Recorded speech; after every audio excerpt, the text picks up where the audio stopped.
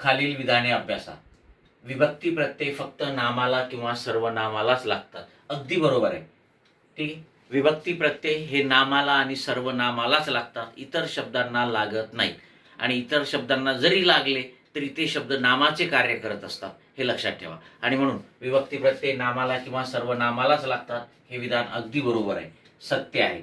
एका विभक्तीला एकापेक्षा जास्त कारकार्थ असू शकतात. अगदी बरोबर आहे.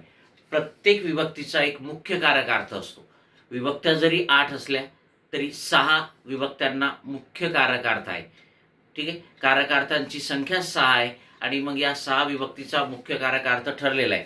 परंतु एक विभक्ती एकापेक्षा जास्त कारकार्थ प्रगट करत असते, व्यक्त करत असते. आणि म्हणून एका विभक्तीला एकापेक्षा जास्त कारकार्थ असू शकतात, हे विधान सुद्धा बरोबर आहे. नामाला किंवा सर्वनामाला विभक्ती प्रत्यय जोडल्यानंतर त्यांचे विभक्ती रूप तयार होते. अर्थातच विभक्ती रूप तयार होण्यासाठी आपण त्या नामाला किंवा सर्वनामाला विभक्ती प्रत्यय जोडत असतो किंवा मग विभक्ती प्रतिरूपक अव्यय तरी जोडत असतो आणि मग त्या नामाचं सर्वनामाचं विभक्तीचं रूप तयार होत असते. त्यामुळे हे विधान सुद्धा अगदी बरोबर आहे. नामाला किंवा सर्वनामाला विभक्ती प्रत्यय लावल्यानंतर त्याचा वाक्यातील क्रियापदाव्यतिरिक्त इतर शब्दाशी जो संबंध येतो त्याला कारकार्थ म्हणतात. हे विधान मात्र चुकीचं आहे.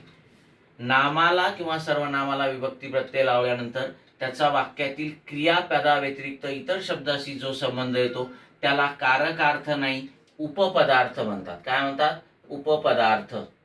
काय म्हणायचं त्याला? उपपदार्थ. लक्षात आलंय का? उपपदार्थ का म्हणायचं? तर क्रियापद हे मुख्य पद असते.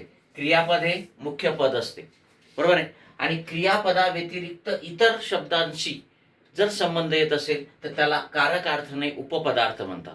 आणि कारकार्थ कशाला म्हणतात?